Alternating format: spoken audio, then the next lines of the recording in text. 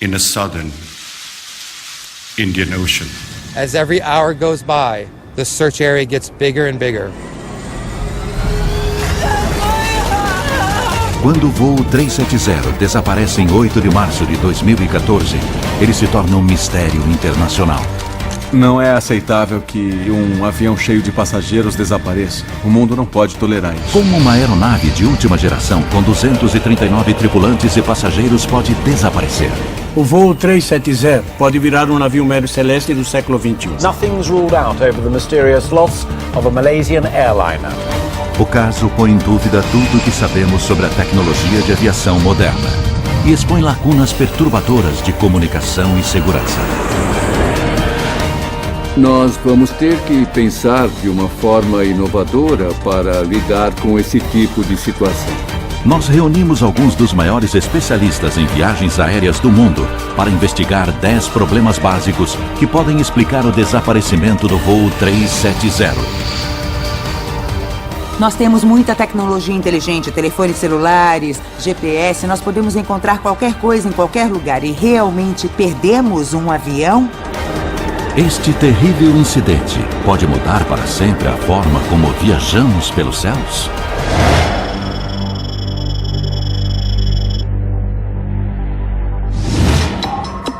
O Aeroporto Internacional de Kuala Lumpur é um dos maiores e mais movimentados da Ásia. Como em outros centros da aviação mundial, centenas de voos decolam daqui diariamente. Em 7 de março de 2014, poucas horas antes do horário de partida, 227 passageiros fazem o check-in para o voo 370. Após um voo noturno, eles devem chegar a Pequim às 6 da manhã. Primeiro, os passageiros passam pela segurança do aeroporto.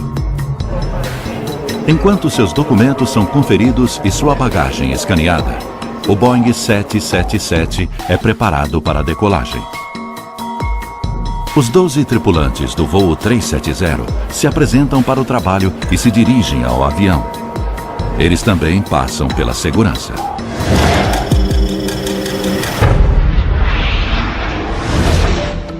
O que o voo 370 deixou claro é que precisamos fazer mais em termos de investigar os próprios membros da tripulação. Nestas imagens de circuito interno, o capitão Zahari Ahmed Shah e seu copiloto Farik Abdul Hamid são vistos passando por um detector de metais antes de embarcar. O jeito mais fácil de burlar a segurança e prejudicar um voo é usando a tripulação.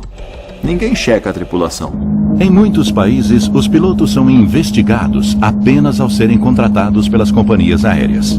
Na hora do embarque, eles passam direto pelo detector. A imagem mostra o capitão passando pelo detector. Depois, o oficial de segurança dá um passo à frente, dá um tapinha no peito dele e o deixa passar. Então, temos uma lacuna aí. Se houver alguém mal intencionado entre os pilotos, nós corremos o risco de que ele use essas lacunas para desaparecer dos céus. Enquanto a tripulação se dirige à aeronave, os passageiros passam pelo controle de passaporte.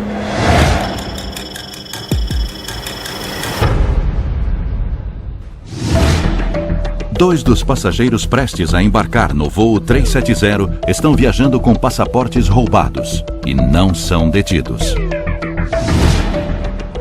O fato de as pessoas que embarcaram nesse avião não terem sido devidamente investigadas é um problema sério para mim. Depois, eles foram identificados como iranianos em busca de asilo. Mas como eles conseguiram passar pelo controle de passaporte sem serem detectados? A Interpol tem uma base de dados com detalhes de mais de 40 milhões de passaportes roubados ou perdidos. Todos os países que contribuem com a Interpol, e eles são cerca de 160, têm acesso à base de dados. Mas, infelizmente, os países não são obrigados a consultar essa base de dados. Na verdade, a maioria dos países, incluindo a Malásia, não a usam regularmente para vetar os passageiros.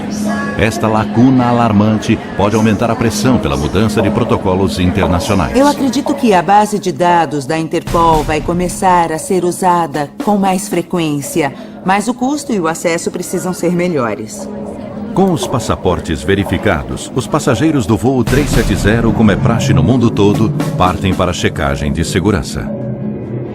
É quando as autoridades procuram explosivos, armas e materiais perigosos. Eles checam as nossas malas, nós passamos por detectores, mas isso indica que existe uma falha em algum lugar.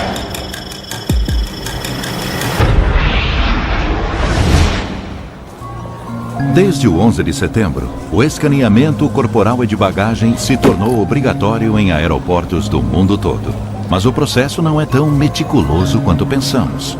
A nossa bagagem de mão nem sempre recebe a atenção adequada. Depois de 1 hora na fila, nós achamos que a segurança é alta. Mas cada escaneamento individual deve levar aproximadamente de 12 a 15 segundos. Uma pessoa fica sentada na máquina de checagem das malas e ela vê uma imagem a cada 8 segundos. Eu não conheço ninguém capaz de realmente checar o que tem em uma mala em 8 segundos. Existem fraquezas por causa de problemas fundamentais. Por exemplo, nós não temos equipamentos capazes de encontrar explosivos na bagagem de mão. Pode até haver um explosivo, mas ele vai parecer um salame ou um pedaço de queijo. Mais de uma década após o 11 de setembro, os protocolos de segurança parecem rígidos, mas ainda existem fraquezas fundamentais no mundo da aviação, especialmente no que diz respeito à tecnologia e ao seu uso. Nós gostaríamos que a tecnologia da segurança aeronáutica chegasse ao ponto em que o erro humano fosse removido da equação. Ao ponto em que não dependêssemos das decisões de uma única pessoa que faz a revista e escaneia a bagagem despachada ou de mão. Identificar ameaças antes do embarque é a forma mais eficiente de garantir a segurança. Novas tecnologias estão sendo desenvolvidas para identificar quem está viajando, o que há na bagagem e o estado de espírito dos passageiros e tripulantes. Métodos inovadores de detecção estão sendo usados em aeroportos do mundo inteiro, muitos deles baseados na ciência biométrica e no reconhecimento facial 3D.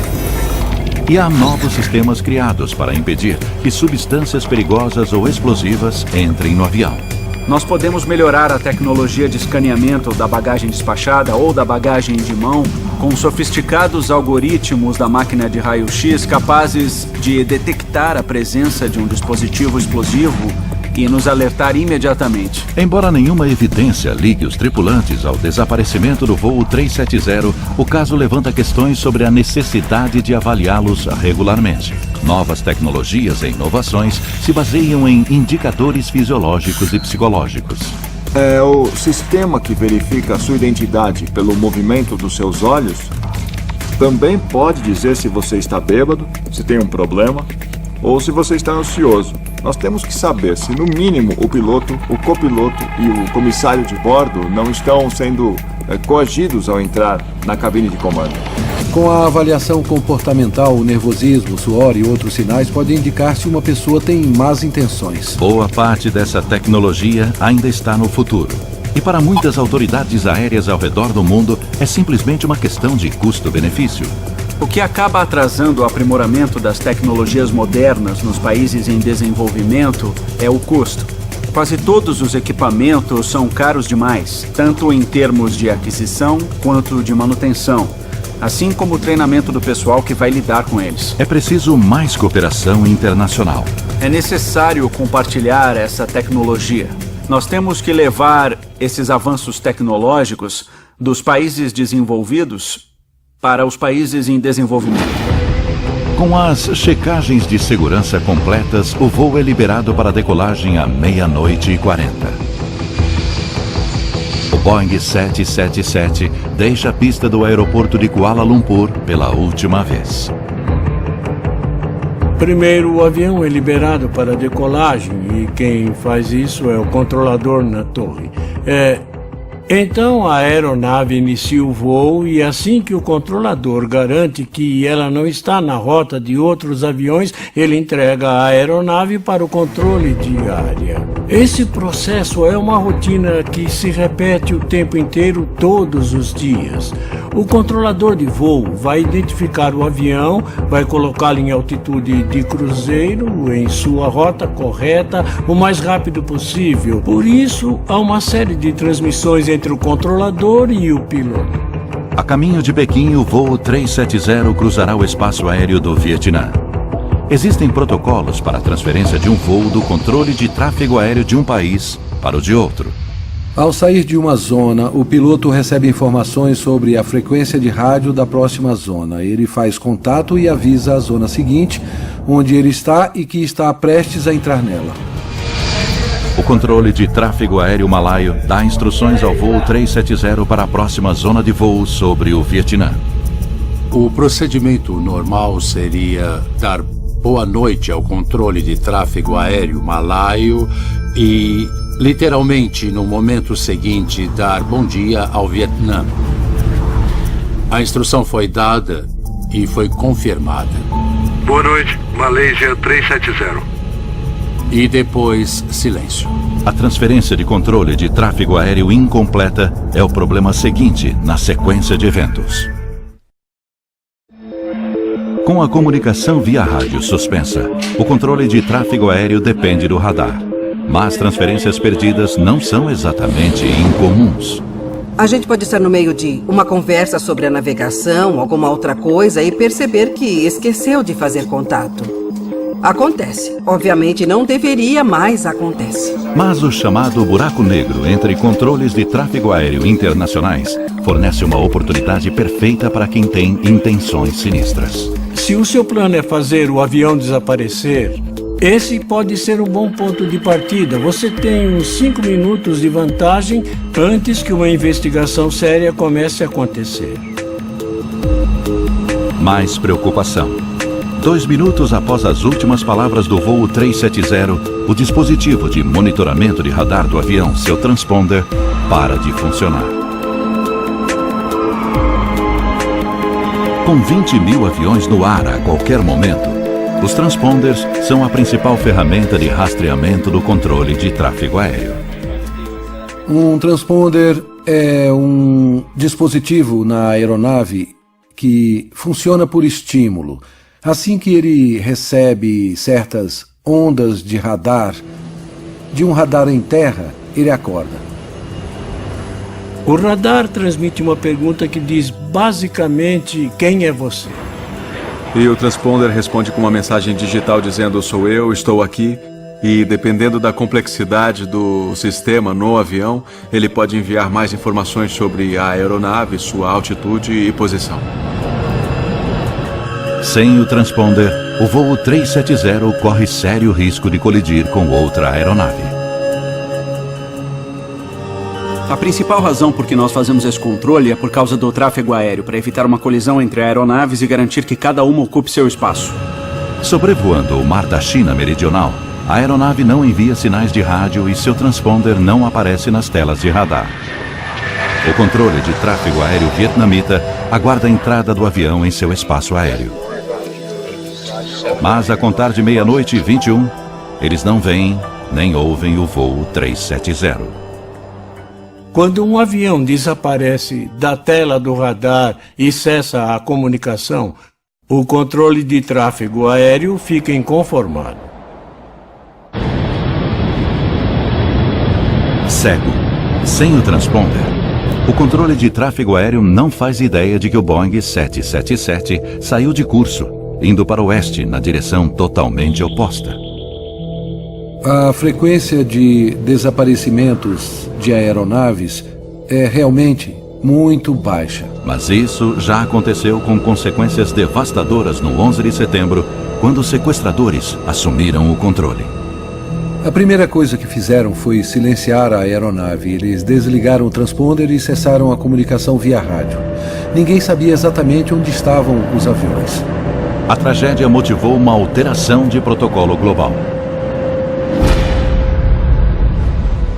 Quando eles entendem o que está acontecendo, uma das medidas é contatar os serviços de segurança. Se eu entro no espaço aéreo de Londres, e você sabe como a frequência muda várias vezes em um período muito curto, basta eu perder um contato que, sem mais nada acontecer, dois caças aparecem ao meu lado. É preciso revolucionar urgentemente o sistema de controle de tráfego aéreo mais uma vez? Talvez seja a hora de trocar a transferência manual por um sistema automático. Eu acho que uma transferência automática seria benéfica. Mas sempre que aumentamos a automatização, aumentamos o possível... risco. Isso, risco. É uma escolha entre a tecnologia, que nos dá mais certeza, e o fator humano, que nos dá um pouco mais de controle, mas gera um ponto de ruptura. Mas o transponder não é o único sistema que mantém os aviões em contato com o solo. Existe outro, o Sistema de Comunicação e Relatórios de Aeronaves, ou ACARS. As aeronaves podem automaticamente enviar dados sobre o seu desempenho ao fabricante, incluindo o desempenho do motor, consumo de combustível e talvez até a velocidade da aeronave. Mas no caso do voo 370, o sistema via satélite parou de transmitir mais ou menos ao mesmo tempo em que o avião se desviou da rota e o transponder parou de funcionar. É nessa janela de 10 a 15 minutos que nós precisamos entender o que estava acontecendo na cabine de comando. O fato de tanto o transponder quanto o sistema ACARS terem sido desligados levanta uma questão crucial. O transponder tornou-se inoperante. Como ele se tornou inoperante? No momento, parte do sistema CARS foi desativado. Pode ter sido uma desativação proposital ou uma falha de sistema muito específica. A pessoa em melhores condições de desligar o sistema é o piloto. Se o piloto tiver que desligar o transponder, ele não vai ter nenhum problema, porque ele fica aqui no controle central e é só uma questão de localizar a chave e então virar. Outro jeito de fazer isso, ou por exemplo de desligar o ACARS, é mexer aqui em cima nos disjuntores e puxar os disjuntores correspondentes, e isso faz tudo parar de funcionar. Um piloto pode desligar um transponder por motivos legítimos. Eu tive que desligar um transponder durante o voo uma vez, e no meu caso foi por causa de uma pane elétrica. Eu não consigo imaginar uma situação em que eu desligaria o transponder e não informaria ao controle de tráfego aéreo sobre a minha decisão. Acidental ou propositalmente, os pilotos devem ter a opção de desligá-lo sem o consentimento da torre de controle? Nós temos que aceitar que o capitão de uma aeronave tem e deve ter o controle total sobre tudo naquela aeronave, incluindo o desligamento dos sistemas elétricos, com exceção dos absolutamente necessários para o controle de voo, para combater, por exemplo, incêndios. A ideia de a torre poder assumir o controle, eu acho aterrorizante. Como a torre pode tomar as decisões que nós tomamos no ar? Encontrar o equilíbrio entre a autonomia dos pilotos e a importância de um monitoramento adequado continuará sendo um desafio. A ação humana não é a única causa possível por trás do colapso dos sistemas de rastreamento. Uma falha mecânica também pode ter desativado os componentes elétricos. Isso pode explicar por que o voo não pôde ser monitorado e a tripulação não conseguiu pedir socorro.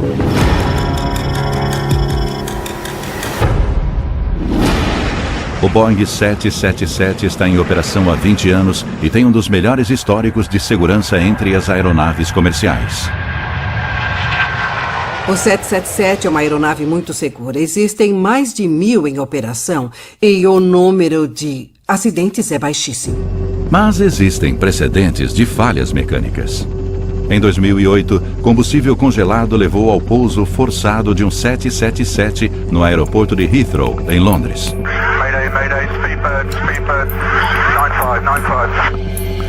Mas a hipótese de falha mecânica mais provável no caso do voo 370 é um incêndio na cabine de comando, como no Egypt Air 667. Um curto-circuito atingiu o duto de oxigênio da cabine de comando. Em 30 segundos, o fogo abriu um buraco do tamanho de uma mala na fuselagem. Uma falha mecânica explicaria por que o voo 370 virou inesperadamente para o oeste. Em caso de fumaça, fogo, qualquer coisa do tipo, a prioridade é aterrissar o mais rápido possível. Se algo similar aconteceu no voo 370, isso explicaria a curva. Pilotar, navegar, comunicar. Não me surpreende que eles não tenham enviado uma mensagem de emergência. Porque se o incêndio na cabine de comando foi grave, estamos falando de 20, 30 segundos, não é muito tempo. Mas não há tentativa de aterrissagem. O voo 370 segue na direção errada, rumo ao mar. Embora os dispositivos de rastreamento estejam desativados, um link de comunicação vital continua ativo: os pings, ou sinais de dados da antena de satélite. Os pings são uma resposta automática da aeronave dizendo: sim, ainda estou aqui. Os pings continuam sendo transmitidos mais de 6 horas após o avião sair da rota. Esse fato se torna vital na busca pelo voo 370. Embora os pings não forneçam nenhum tipo de dados sobre a localização da aeronave, nós sabemos, graças a eles, que a aeronave continuou voando por diversas horas após a perda de contato. Hoje nós sabemos que o avião seguiu em direção à latitude 40 graus, que concentra os ventos mais hostis do Oceano Índico Sul. Mas quem estava no comando? Homem ou máquina? Se o piloto para de comandar o avião, normalmente o piloto automático assume e continua no comando até o avião pousar em seu destino ou até acabar o combustível ou alguma outra coisa dar errado. Como um avião fantasma. Estaria o piloto automático levando o voo 370 ao lugar do seu descanso final e obrigando o mundo a conviver com o mistério?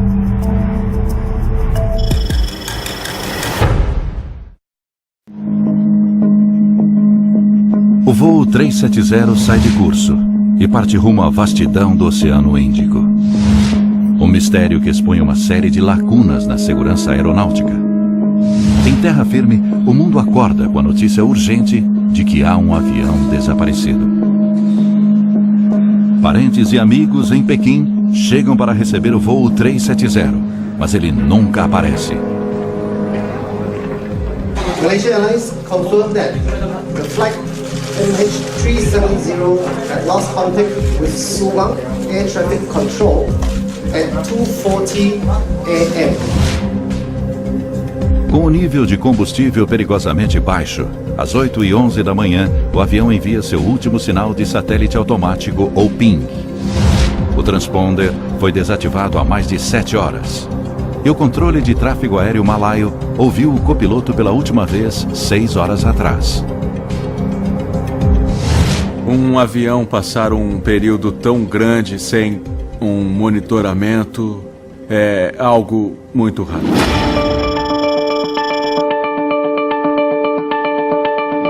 É incrível, nós temos muita tecnologia inteligente, telefones celulares, GPS. Nós podemos encontrar qualquer coisa em qualquer lugar do mundo e realmente perdemos um avião com tanta gente a bordo? Como encontrar um avião desaparecido? O primeiro método é rastrear a partir do solo, através de radar. Uma lacuna fundamental é a nossa dependência de tecnologias limitadas. O radar existe desde a Segunda Guerra Mundial. Ele exige uma estação em terra por perto e sai de alcance a algumas centenas de quilômetros da costa. O voo 370 desaparece das telas de radar do controle de tráfego aéreo quando seu transponder é desativado, menos de 1 hora após a decolagem. E apenas 2 minutos após o copiloto dar boa noite. Os radares primários das Forças Armadas, que não dependem de transponders, ainda conseguem monitorar o avião. Mas depois de 90 minutos, eles também o perdem. O radar primário tem limitações. Ele deve ter um alcance de 150, 200 quilômetros na altitude em que o avião estava, então ele tem um valor limitado. O radar da aeronáutica malaia registra um objeto não identificado, provavelmente o voo MH370 em um ponto ao sul de Phuket. Os registros do radar também confirmam que o avião virou para o oeste. O maior obstáculo é a falta de estações terrestres. Então nós cobrimos algumas centenas de quilômetros a partir da costa, mas na verdade não cobrimos vastas áreas do mar para onde esse avião parece ter ido. Então, quando o voo 370 desaparece de todos os radares, alguém continua observando? Nesse caso, quem?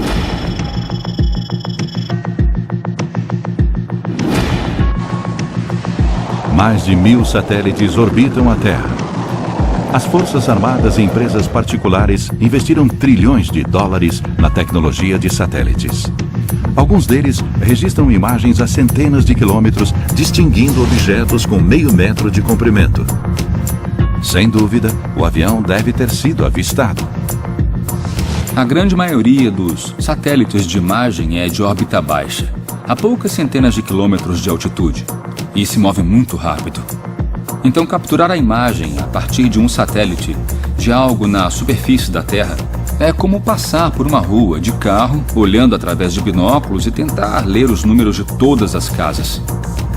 Nações como a Rússia e os Estados Unidos podem ter escolhido não divulgar dados confidenciais de satélite que poderiam revelar suas capacidades militares.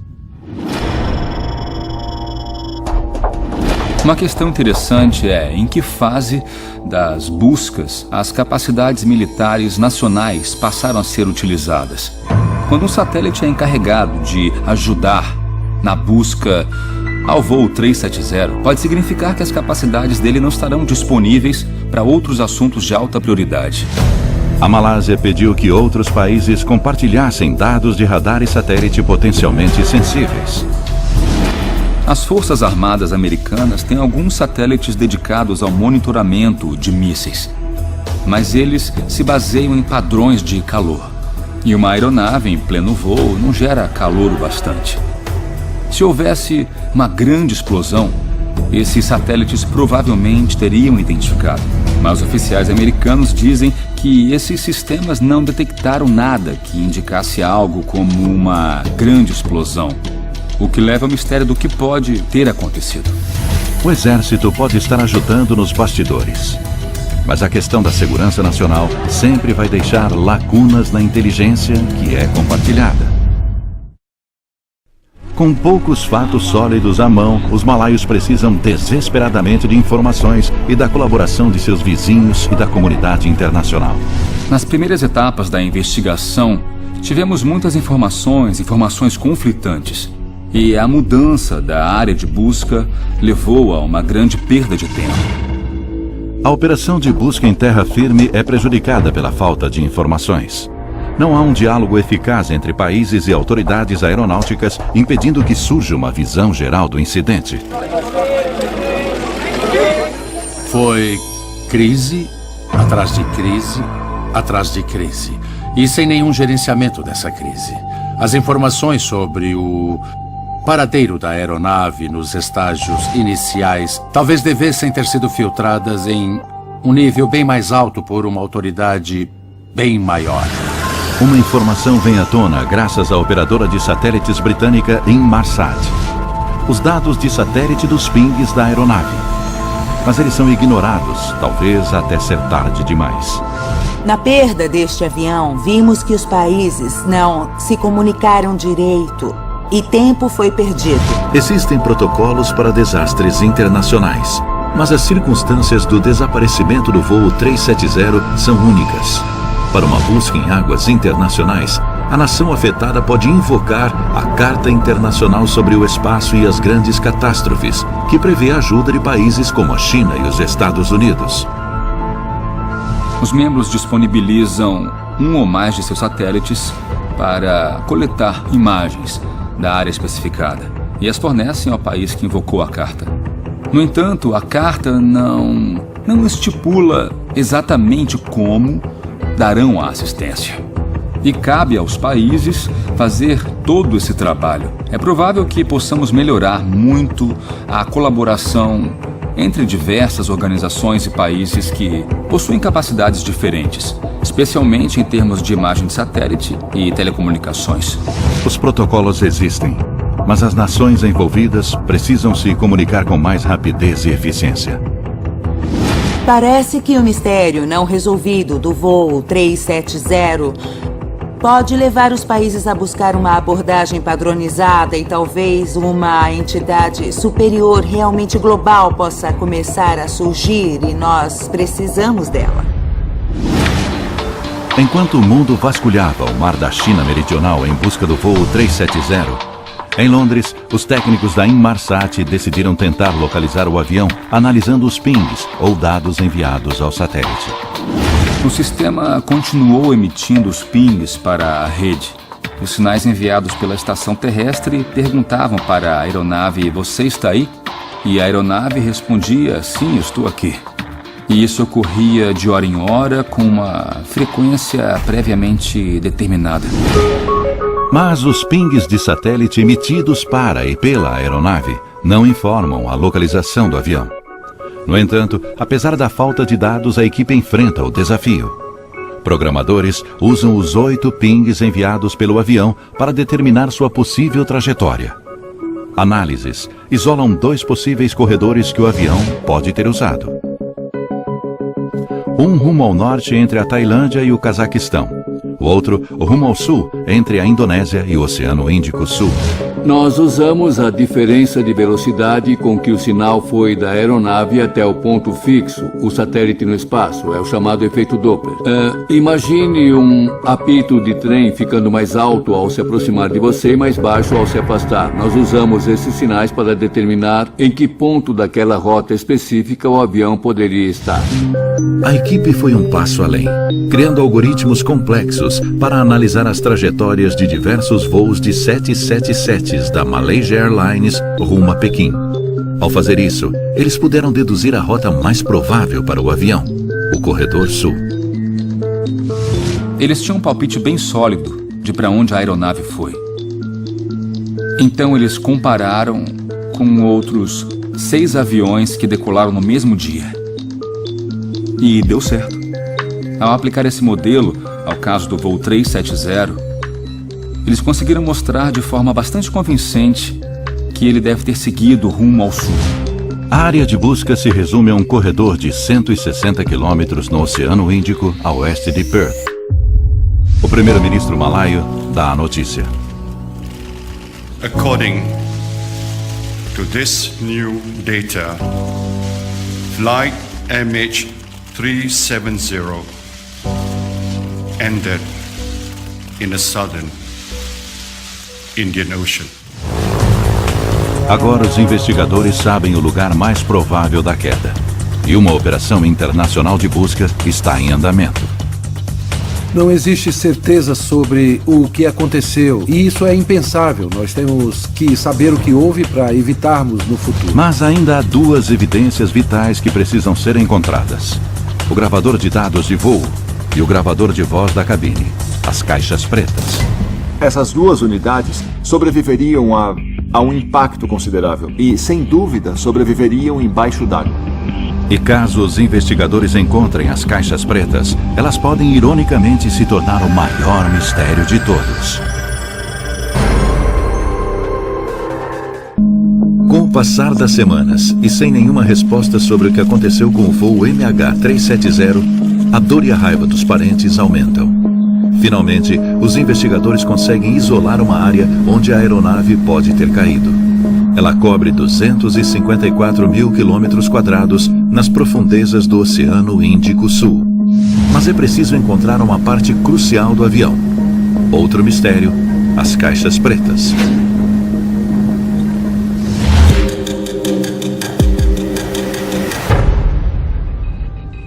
Depois de identificar um campo de destroços, temos que encontrar as caixas pretas, os 2 dispositivos de gravação. A questão é, o que eles podem nos dizer?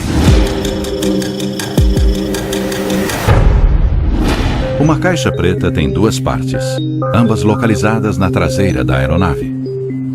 O gravador de voz da cabine registra vozes e sons de 4 microfones espalhados pelo painel. Já o gravador de dados de voo registra dados de vários sensores ao longo da aeronave. Em algo como o Boeing 777, cerca de 1.500 parâmetros seriam registrados. Ele grava velocidade, altitude, despressurização da cabine, uma vasta gama de parâmetros. As caixas pretas são equipadas com um sinalizador submarino que é ativado pelo contato com a água salgada. Ele emite um ping, um sinal parecido com uma batida cardíaca para dizer eu estou aqui. A equipe de busca então precisa localizar este sinal e ele tem um alcance bem curto, apenas alguns quilômetros. Mas o voo 370 expôs uma falha no projeto da caixa preta. A fraqueza é que elas são difíceis de encontrar, especialmente em uma queda no mar. Foi uma das coisas que nós vimos no voo 370. No momento, a lei só exige que a bateria do localizador submarino dure 30 dias. Foi aprovada uma mudança para que ela dure 90 dias, e isso está ocorrendo lentamente. Outra falha fatal da caixa preta é que mesmo que seja encontrado, o gravador de voz não deve revelar o que aconteceu na cabine de comando quando o avião mudou de curso. Uma das desvantagens do gravador de voz é que ele só tem uma duração de 2 horas. E isso não é o suficiente. Nós podemos ter perdido o evento que causou o problema, porque depois ele grava por cima. Com o tempo se esgotando, a busca pelo voo 370 continua. Ela se torna a maior busca multinacional aérea e marítima da história, envolvendo 26 países. Eu acho que o comandante da Marinha Australiana fez o melhor comentário sobre isso. Alguém perguntou se era como procurar uma agulha no palheiro. Ele disse, ainda estamos procurando palheiro, imagina a agulha. É. Com a esperança diminuindo, 4 semanas após o desaparecimento do voo 370, surge a notícia de que barcos chineses e australianos detectaram sinais que podem estar vindo da caixa preta. British, Australian and US teams are using sonar and listening devices to try and capture pings emitted by the device. A busca se intensifica a 1.600 quilômetros ao noroeste de Perth. Mas localizar e recuperar a caixa preta no leito oceânico montanhoso será a tarefa mais difícil até agora. Time is against them. 28 days on from the jet's disappearance, the batteries in the recorders only last for around 30. Mesmo que eles encontrem a caixa preta, ela nunca revelará todos os detalhes sobre o que aconteceu com o voo 370. Este caso pode mudar essa abordagem e forçar a indústria a registrar mais dados ao longo de um intervalo maior nas caixas pretas. A perda trágica de 239 passageiros e tripulantes expôs as limitações da tecnologia usada na aviação. Em um mundo onde podemos transmitir dados em tempo real para smartphones com mais memória do que uma caixa preta, está na hora de essa tecnologia ser aplicada a aeronaves? Eu acho que a prioridade é, a curto prazo, tentar encontrar alguma solução para podermos transmitir dados em tempo real de uma aeronave durante o voo para sistemas em solo. E essa tecnologia não está tão distante. E algumas inovações podem ser aceleradas como resultado do voo 370. A Universidade de Cranfield, líder em pesquisa aeronáutica, está desenvolvendo um sistema de informação revolucionário, a transmissão seletiva, que utiliza dados em tempo real da aeronave. Em vez de fazer a aeronave transmitir dados o tempo todo, nós esperamos que ela entre em uma situação incomum, talvez no meio de um acidente, e só aí ela passa a fornecer informações, altitude, velocidade, nível, inclinação, parâmetros como estes, para tentarmos entender se algo incomum está acontecendo. A transmissão seletiva enviará dados vitais em tempo real ao fabricante e será mais fácil localizar a aeronave em caso de acidente, como o do voo 370. Mas sua aprovação e instalação em aviões de passageiros pode levar anos. Já existe tecnologia disponível para companhias aéreas dispostas a instalá-las que fornecem feedback de performance em tempo real. Novos motores aeronáuticos de empresas como a Rolls-Royce e a GE têm a capacidade de automaticamente enviar dados sobre o seu desempenho para os fabricantes. Não se sabe se o voo 370 possuía esta capacidade. Se a transmissão automática de dados estivesse ativada, nós poderíamos reduzir muito a área de busca do paradeiro da aeronave. E se a aeronave do futuro, transmitindo dados em tempo real, fosse um passo além, com um piloto virtual? Eliminaria a possibilidade de erro humano? A Universidade de Tóquio está desenvolvendo um sistema de controle de voo inteligente usando inteligência artificial. O principal motivo para a queda de aeronaves é o fator humano, o erro humano. E acho que precisamos desenvolver um sistema totalmente automático sem a intervenção de um piloto. Quando o piloto não pode controlar a aeronave totalmente em caso de falta de oxigênio ou de terrorismo, por exemplo, a torre pode assumir o comando para uma aeronave descontrolada ou desgovernada aterrissar em segurança. Enquanto os cientistas buscam respostas inovadoras para as questões levantadas pelo voo 370, podem surgir soluções de tecnologia sendo desenvolvidas para atender a demanda dos passageiros pelo mesmo acesso à internet que eles possuem em terra. A hiperconectividade nos céus está prestes a se tornar realidade com a Global Express. Nós estamos preparando o lançamento de 3 satélites de órbita geoestacionária que vão orbitar a Terra a 38 mil quilômetros e fornecerão cobertura em todo o planeta. Isso promete revolucionar a viagem aérea e tudo o que sabemos sobre a conexão com a rede.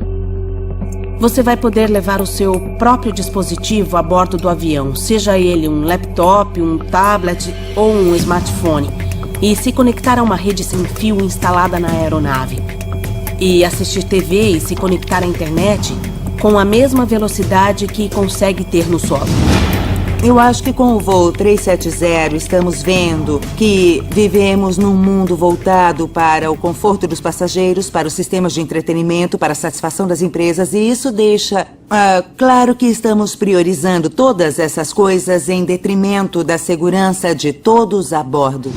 Embora a hiperconectividade e a transmissão de dados em tempo real possam fechar algumas das lacunas tecnológicas atuais, os cientistas já estão pensando no futuro. A 6ª geração de satélites só vai ser lançada na década de 2020. Mas ela já está sendo planejada. A cabine de comando, os serviços de segurança, a comunicação com os pilotos, a comunicação com o solo, o monitoramento da saúde da aeronave. Tudo isso vai contribuir para atingir um novo patamar. Enquanto o mundo continua acompanhando os eventos trágicos do voo 370, os investigadores precisam encontrar os destroços e recuperar a caixa preta para solucionar algumas dúvidas-chave. Mas podemos nunca ter todas as respostas.